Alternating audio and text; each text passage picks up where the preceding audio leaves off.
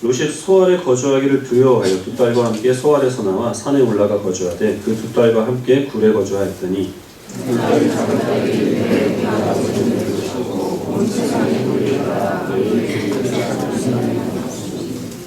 우리가 우리 아버지에게 술을 마시게 하고 동침하여 우리 아버지로 말미암아 후손을 이어가자 하고 그의 아버지에게 술을 마시게 하고 그 딸이 들어와서 그 아버지와 동침하니라. 그러나 그 아버지 그 딸이 알고 일어나는 것을 찾아서 이튿날 큰딸이 작은딸에게 이르되 어젯밤에는 내가 우리 아버지와 동침하였으니 오늘 밤에도 우리가 아버지에게 술을 마시게 하고 내가 들어가 동침하고 우리가 아버지로 말미암아 후손을 이어가자 하고 그 밤에도 그의 아버지에게 술을 마시게 하고 작은딸이 일어나 아버지와 동침하니라. 그러나 아버지는 그 딸이 누워 일어나는 것을 깨닫지 못하였더라. 롯의 두 딸이 아버지로 말미암아 임신하고 다른 아들을 낳아 모압이라 하시니 이름을 모압의 조상이요 겠습니다. 작은 딸도 아들을 낳아 이름을 베나이라 하였으니 오늘날 암몬 자손의 조상이었더라. 네. 성경을 처음 읽을 때는 성경에 동화에 나올 법한 여러 가지 아름답고 또 밝은 이야기들로 가득 차 있을 것이라 라는 기대를 가지고 성경을 읽다가 뜻하지 않게 좀 막장 드라마에나 나올 법한 여러 가지 추한 그리고 또 잔인한 이야기들이 그 안에 포함되어 있다는 사실을 알고 놀라는 점이 있습니다. 오늘 우리가 읽은 이 본문이 바로 이제 여기에 해당하는 내용입니다. 롯이 이 소돔과 고모라의 땅에 내려진 하나님의 심판 가운데서 구원을 받아 소알 성읍으로 몸을 피합니다. 소알 성읍에서 소돔과 고모라가 멸망하게 되는 것, 그리고 또 뒤를 돌아보지 말라는 천사의 경고를 무시하고 자기 아내가 뒤를 돌아보다가 소금 기둥이 되는 이 모든 것들을 보고 그 마음에 두려운 마음을 품었던 것 같습니다. 그래서 그 소알 성읍을 떠나서 산 위로 올라가서 동굴에 거주를 하면서 외부와는 철저히 차단된 격리된 생활을 하게 됩니다. 근데 문제는 이 롯의 두 딸이었는데요. 당시에는 여자가 아이가 없이 죽는 것을 큰 수치와 그리고 저주로 여겼기 때문에 이 딸들은 사람들이 다 하는 것과 같이 남자를 만나 결혼을 하고 아이를 낳아야겠다 하는 그런 생각을 가졌던 겁니다. 근데 주변에는 남자들이 없기 때문에 큰딸이 이런 생각을 한 것이죠. 우리 아버지가 곧 이제 늙게 되었으니까 아버지가 더 나이가 들기 전에 우리가 아버지와 동침해서 후손을 이어가자 이런 생각을 하게 된 겁니다. 그러나 이 롯이 그것을 허락할 리가 없기 때문에 이 딸들은 그 아버지에게 술을 먹여서 인사불성이 되게 하고 그래서 아버지가 모르는 사이에 하룻밤씩 차례대로 그 아버지와 동침을 하여서 임신을 하는데 성공을 하게 되는 거죠. 그래서 각각 모압과 그리고 암몬 족속의 조상이 되는 아들들을 낳습니다. 그래서 이 모압과 암몬 족속은 이 아브라함과 친족 관계가 됩니다. 그렇지만 이 아브라함의 그 후손인 이스라엘 백성과는 계속 불편한 관계를 유지해 나가게 되죠. 그렇지만 그 모압의 여인 가운데서 룻이라고 하는 여인이 이 다윗의 증조 할아버지가 되는 보아스와 결혼을 하게 되고 그래서 우리가 있는 마태복음 1장에 그 예수님의 계보에 이름이 오르게 되는 그런 영광을 누리게 됩니다. 그래서 오늘 본문은 1차적으로는 하나님께서 소돔과 고모라 땅의 심판을 내리시는 중에 그러나 아브라함을 하나님께서는 기억하셔서 그 아브라함의 중보 기도를 통하여 롯을 구원하셨다는 겁니다. 롯의 가정이 구원받은 것은 그들이 의롭기 때문이 아니라 아브라함이 그들을 위하여 기도했고 하나님께서는 진노하시는 중에 아브라함을 기억하사 그들에게 긍휼을 베푸신 결과 그 가족의 구원을 받았고 그리고 그 가족들이 이 모압과 암몬이라고 하는 큰 민족을 이루게 되었으며 그리고 또한 예수님의 계보에 이름을 올리게 되는 이런 은혜를 누리게 되었다라는 것이 1차적으로 이 본문이 드러내는 증거입니다. 그리고 또 한 가지 여기에서 우리들에게 말씀해 주시는 것은 이 롯이 아브라함과 분리됨으로 인하여서 그래서 죄악이 많은 그 소돔 땅에 거주하고 그 땅의 풍수에 깊게 물들음으로 인하여서 그 땅에 그 죄악으로 이 딸들이 영향을 받게 되었다는 것이죠. 자기 아버지와 동침해서 아이를 낳게 된다라는 것은 하나님께서 율법에 철저하게 금하신 일입니다. 물론 이 사건은 율법이 있기 전에 일어날 일이지만 이 딸들이 아버지와 동침해서 아이를 낳는 것이 정상적인 일이 아니라는 것은 그들도 알고 있었다고 하는 것이죠. 그렇기 때문에 아버지가 허락해주지 않을 것이라고 생각을 해서 아버지한테 술을 먹여서 인사불성을 만든 다음에 그 다음에 이제 이 일을 추진하는 거죠. 그래서 이 딸들은 지금 우리가 온 세상의 도리를 따라 남자를 만나서 아이를 낳자 이렇게 얘기를 하고 있는데 실제로 이 딸들이 지금 따르고 있는 이 온 세상의 도리 이걸 새 번역에서는 세상의 풍습이라고 그렇게 번역을 합니다. 세상의 풍습이 뭐냐면 아이를 낳기 위해서라면 자기 아버지와도 동침할 수 있는 겁니다.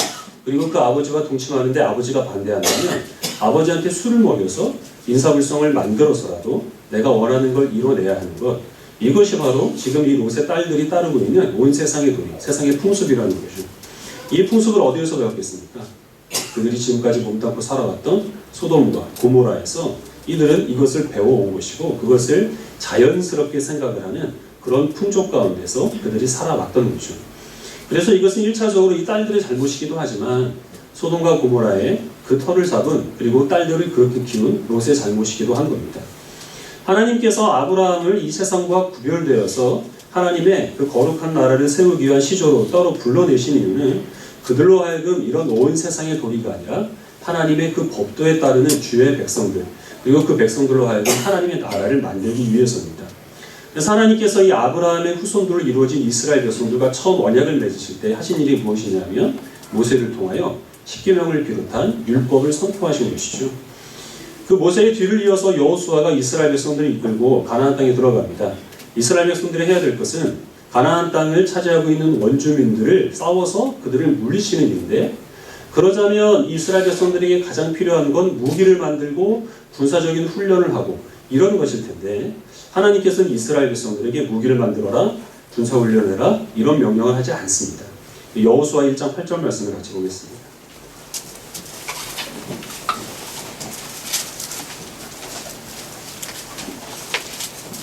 구약 321페이지입니다. 여호수아 1장 8절 말씀입니다.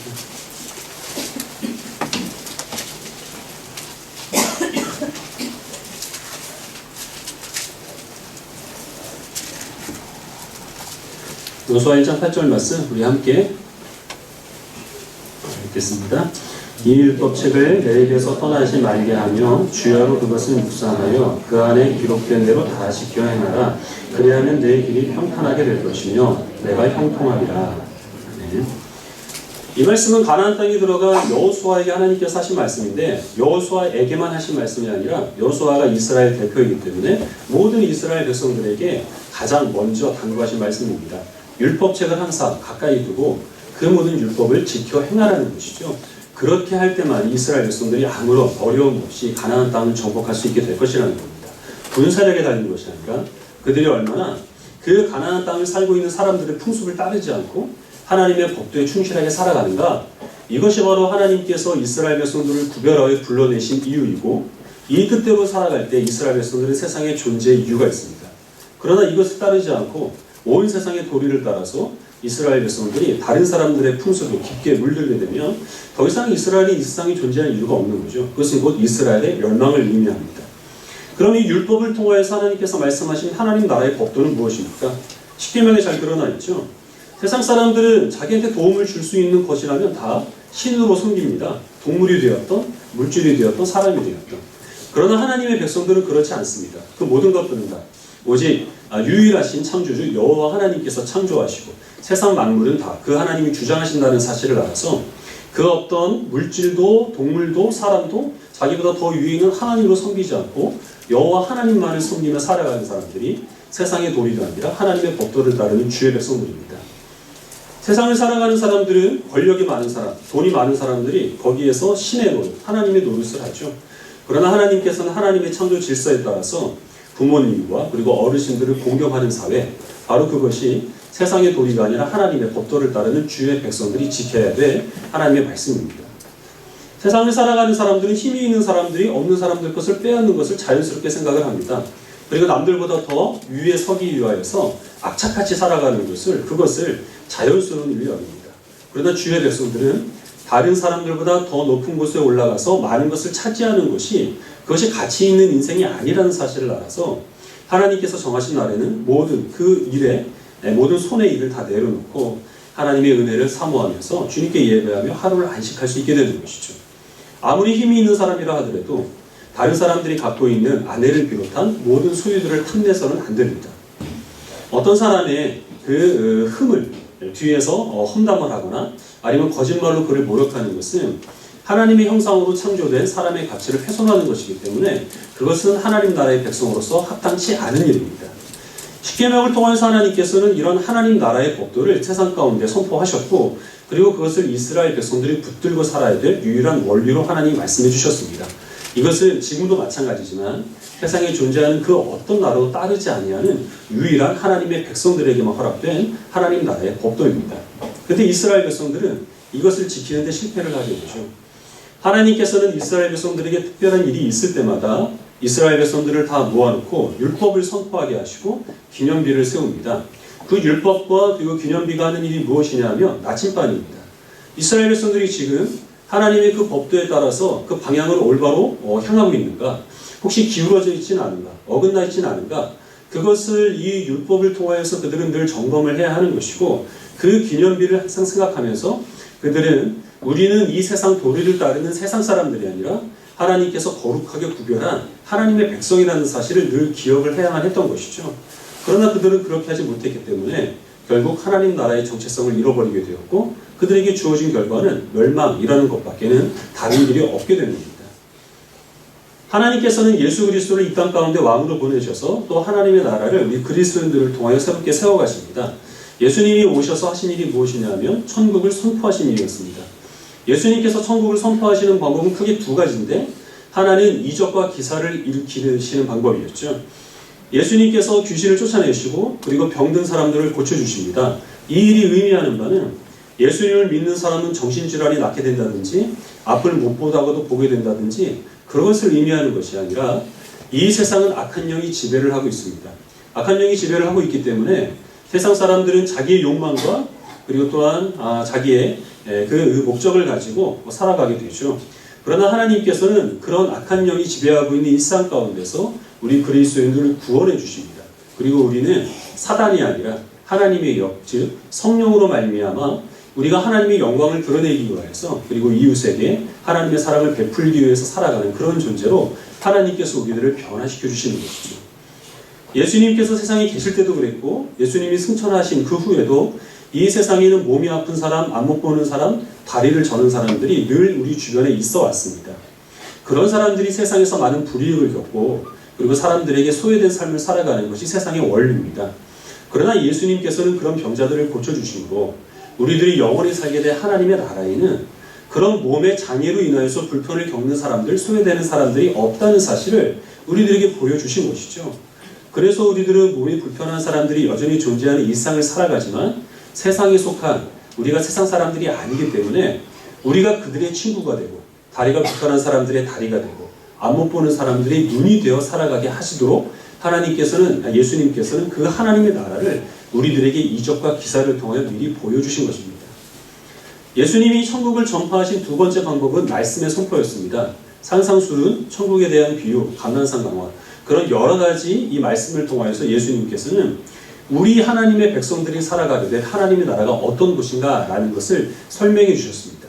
많은 말씀이 있지만 한 부분만 보겠습니다. 누가복음 22장 말씀입니다.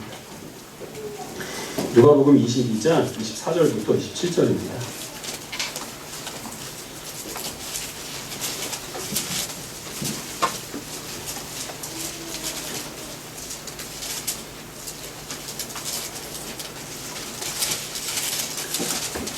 신약 134페이지 누가복음 22장 24절을 제가 먼저 읽고 27절까지 한 절씩 교독하겠습니다.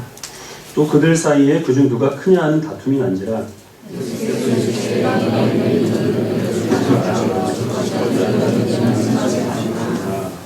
너희는 그렇지 않을지니 너희 중에 큰 자는 젊은 자와 같고 다스리는 자는 섬기는 자와 같을지니라.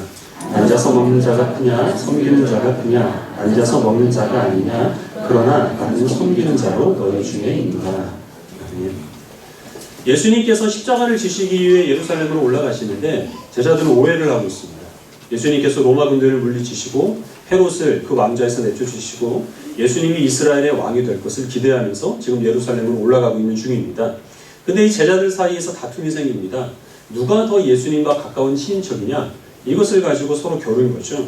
그래서 예수님과 가까운 사람이 더 높은 자리를 차지하게 될 것인데, 내가 더 큰 사람이다, 네가 더 큰 사람이다, 예수님이 왕이 되시면 나는 비서실장이 될 것이고 너는 민정수석이 될 것이고 너는 장관이 될 것이다, 이런 것을 가지고 서로 다툼이 일어나게 되는 겁니다. 예수님께서 그것을 보시고 제자들을 꾸짖으십니다. 너희들이 지금 다투고 있는 것은 세상의 원리야. 이 세상의 도리라고 하는 거죠. 너희들은 그 원리를 따라 살아가는 그런 세상 사람들이 아니라 내가 세울 하나님의 나라의 백성인데, 내가 세울 하나님의 나라는 가장 낮은 자가 가장 큰 섬김을 받게 되는 곳이라는 겁니다.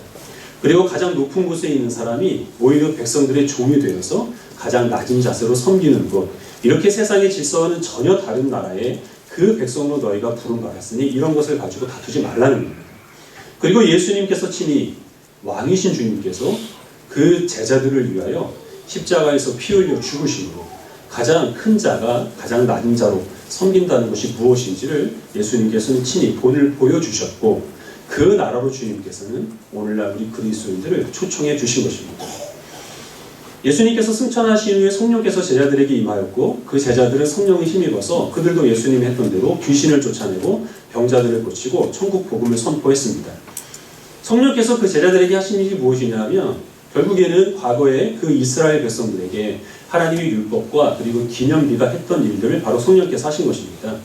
그들은 세상을 살아가지만 그들이 살아가는 세상은 세상 사람들이 살아가는 그런 도리를 따라 살아가는 세상의 나라가 아니라 하나님 나라의 백성이기 때문에 그들이 세상에 물들지 않도록 성령께서는 끊임없이 그들에게 악한 영이 아니라 하나님의 의하에서 다스림을 받게 되고, 그리고 또한 몸이 불편하거나 연약한 사람들에게 친구가 되어 그들을 섬기는 일들을 하게 하시며, 예수님께서 그들에게 말씀하여 주신 그 천국의 모습을 제자들로 하여금 생각나게 하여서 그것을 선포하게 하시고 그 나라의 법도에 따라 살아가게 역사하시는 것이 바로 성령께서 그리스도인들의 그 심령 가운데서 행하신 일들이었습니다.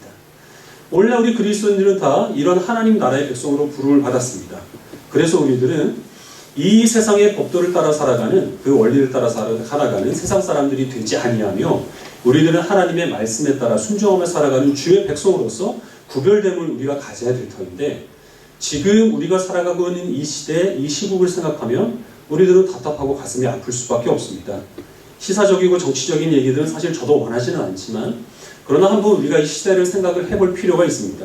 과연 우리가 몸담고 살아가고 있는 이 시대는 여호와 하나님의 법도를 따라 살아가는 그 세상에 가깝습니까? 그렇지 아니하면 롯의 두 딸들이 행했던 것처럼 온 세상의 도리를 따라 살아가는, 그리고 또한 그 제자들이 했던 것처럼 권력자들과 가깝다는 이유로 누가 큰가를 자랑하며 살아가는 그런 이 세상에, 이 타락한 세상에 더욱더 가까운 그런 세상을 우리가 살아가고 있습니다. 요즘 들어서 텔레비전에 나오는 사람들, 신문에 이름이 자주 나오는 사람들, 그 사람들의 면면을 살펴보면 화려하기 그지없습니다. 그 사람들의 학력을 보십시오. 그 사람들의 경력을 보십시오. 직업을 보십시오. 정치인, 기업인, 또 법조인들, 뭐 이런 사람들이 수두룩합니다. 근데 그런 사람들이 당대 최고의 그런 능력자들이 그들보다 훨씬 더 지적인 수준이 떨어질 뿐만 아니라 우리와 같은 일반인과 비교해 보더라도 도덕적이고 그리고 또 윤리적인 소양이 훨씬 부족한 사람들의 그 사람들을 밑에서 머리를 조아리면서 심부름꾼 노릇을 자처하고 있었습니다. 그 이유가 무엇입니까?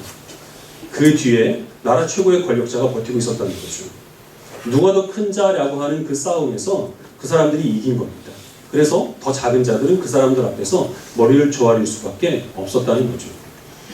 일이 이렇게 진행되는 동안 그 주변에 있는 사람들은 이런 상황을 전혀 몰랐을까요? 알았을 겁니다. 알았지만 지금까지 침묵을 지켜오고 있다가 다른 세상 사람들이 다 지금 들리고 일어서니까 함께 욕하고 있는 것뿐입니다.